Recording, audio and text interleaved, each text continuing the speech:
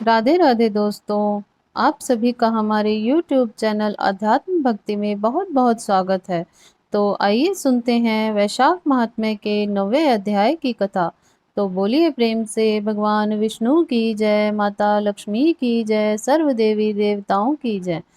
राजा मैथिल ने पूछा, हे ब्राह्मण, कामदेव के जल जाने के बाद उनकी उत्पत्ति कैसे हुई? यह सुनकर श्रुतदेव स्वामी कार्तिक के जन्म की कथा कहने लगे, जिसके सुनने से पाप नष्ट हो जाते हैं, यश व पुत्र मिलते हैं और सब रोग नष्ट होते हैं। जब महादेव जी ने कामदेव को भस्म कर दिया, तब उनकी स्त्री रति मूर्छित हो गई और फिर चेत होने पर अनेक प्रकार से विलाप कर शरीर त्याग करने लगी और अंतिम क्रिया करने के लिए बसंत को बुलाया। बसंत ने आकर रति को समझाया कि आत्मघात करना धर्म के हेतु नहीं है, लेकिन रति के ना मानने पर बसंत ने नदी के तट पर चिता बनाई और रति गंगा में स्नान कर संपूर्ण क्रिया कर्म से निश्चिंत हो सब इंद्रियों को रोक और मन को आत्मा में लीन कर चिता पर चढ़ने को उद्यत हुई। तब आकाशवाणी हुई कि हे कल्याणी, हे पति में अत्यंत प्रेम रखने वाली, तू चिता में प्रवेश मत कर। तेरा पति महादेव जी के प्रसाद से तथा यदुवंशी कृष्ण भगवान से पुनः पैदा होगा। ऐसे क्रम से 2 जन्म होंगे, तब दूसरे जन्म में श्री कृष्ण से रुक्मिणी के गर्भ से तेरा पति पैदा होगा।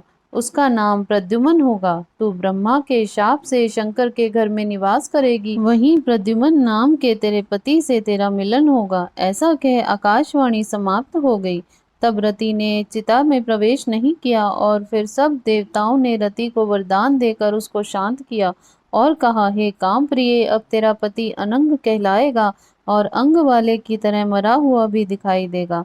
पूर्व कल्प में तेरा पति सुंदर नाम का राजा था। उस जन्म में तू ही उसकी पत्नी रज संकर कारिणी हुई थी।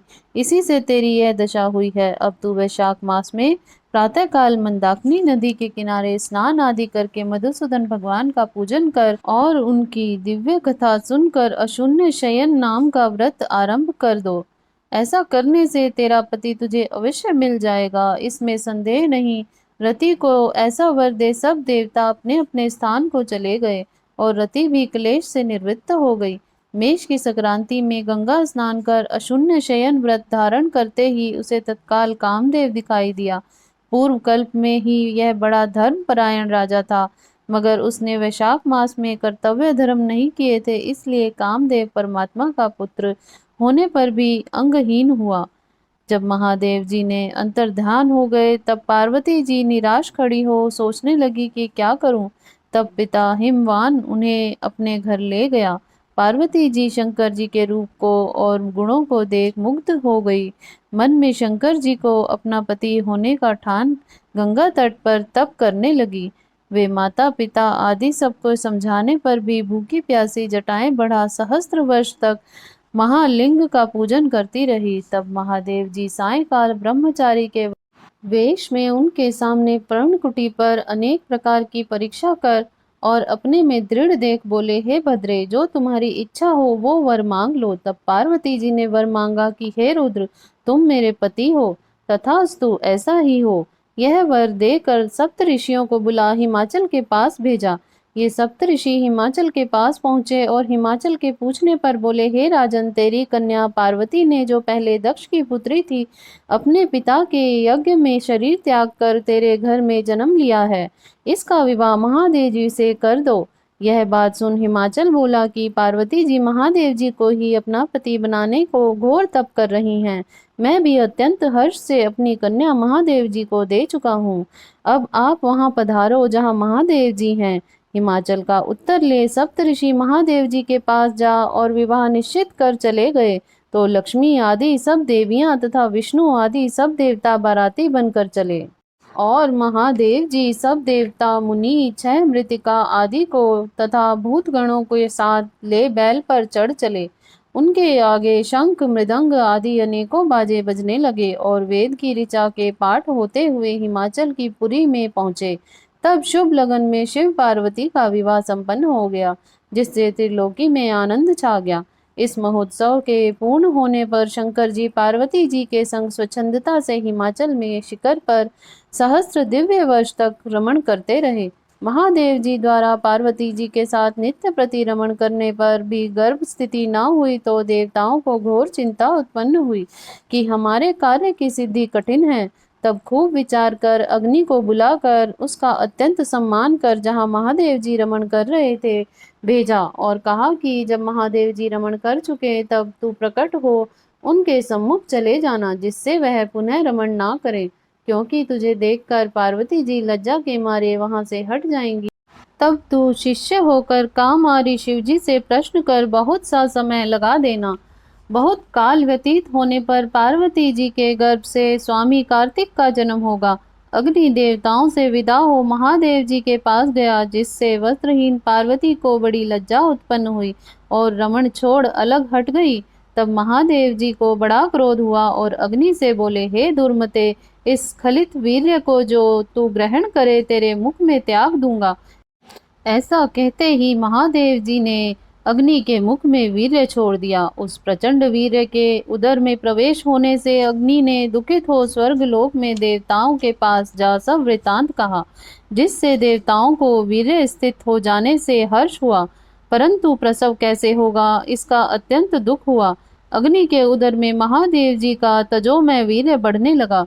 10 महीना हो गया और प्रसव का कोई उपाय न हुआ। तब अत्यंत दुखी हो देवताओं को संग ले महायशस्विनी गंगा के पास जा सब स्तुति करने लगे। हे माता, तू देवताओं के निमित्त शंकर के इस तेज को धारण कर, जो अग्नि के प्रसव में बढ़ रहा है। वह स्त्री न होने से प्रसव नहीं हो रहा, हमारी रक्षा करें। ऐसी प्रार्थना करने पर गंगा ने कहा, तथास्तु।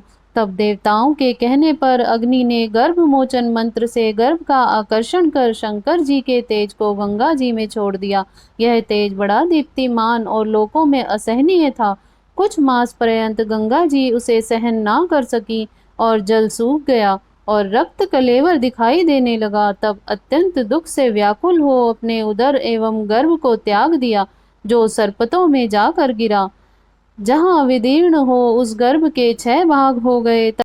तब ब्रह्मा जी की भेजी हुई 6 कृतिकाएं आई और उन्होंने शरकंडों से विभिन्न शांभव के तेज के 6 भागों को ग्रहण कर 6 मुख का पुरुष बनाया। जिसका शरीर एक ही था उसे बहुत दृढ़ कर दिया। यह पुरुषाकार 6 मुखी शरीर बहुत समय तक शरकंडों में वैसे ही पड़ा रहा। उसका कोई भी रक्षक वहां नहीं था। एक दिन बैल पर चढ़े हुए महादेव पार्वती उसी स्थान से होकर श्री शैल को जा रहे थे कि सहसा पार्वती के स्तनों से दूध की धार बहने लगी। तब विस्मित हो पार्वती ने महादेव जी से अकस्मात स्तनों से दूध बहने का कारण पूछा। महादेव जी बोले, तेरा पुत्र यहीं नीचे पड़ा है और अपने रमण की बात तथा अग्नि का वहां आना, जिससे पार्वती को उसे देखने से लज्जा के मारे हट जाना और वीर स्खलित होने से क्रोध में आकर अग्नि के मुख में छोड़ देना और गंगा के जलने से गंगा का शरकंडों में छोड़ देना और वहां पर उनके 6 भाग हो जाना तथा मातृकाओं के दृढ़ कर देने का वृतांत सुनाया। फिर कहा, उसकी आकृति पुरुष की सी हो गई है, उसी को देख तेरे स्तनों में दूध टपकने लगा है। इसका पराक्रम विष्णु के समान होगा, तो इसका पालन पोषण कर, यही तेरा औरस पुत्र है। इसे उठाकर ले चल। महादेव जी की बात सुन पार्वती जी बालक को उठा गोदी में बिठाकर दुग्ध पान कराने लगी और पुत्र स्नेह में तत्पर हो महादेव जी के साथ कैलाश को गई और पुत्र की पालन कर अत्यंत संतुष्ट हुई। हे राजन, यह कुमार के जन्म की कथा मैंने तेरे सामने कही। इसे नित्य प्रति सुनने से उनके पुत्र पौत्र आदि की वृद्धि होती है। इसलिए वैशाख मास में धर्म करने से स्त्रियों का विधवा योग भी मिट जाता है तथा अत्यंत पुण्य होता है। इसी के प्रभाव से अनंग कामदेव भी सांग हो गया। जो लोग इस मास में बिना स्नान दान किए बिता देते हैं, उन्हें बहुत से धर्म करने पर भी अनेकों दुख भोगने पड़ते हैं। इसलिए यही एक मास संपूर्ण धर्मों में धर्म करने के लिए हितकारी है। इस प्रकार से श्री स्कंद पुराणीय वैशाख महात्म्य में नारद एवं अम्बरीश के संवाद में कुमार जन्म कथन नामक 9वां अध्याय पूरा हुआ। तो बोलिए प्रेम से भगवान विष्णु की जय, माता लक्ष्मी की जय, सर्व देवी देवताओं की जय। इस प्रकार के आगे के अध्यायों को सुनने के लिए आप हमारे चैनल अध्यात्म भक्ति को सब्सक्राइब कर लें और वीडियो को लाइक और शेयर ज़रूर करें। धन्यवाद।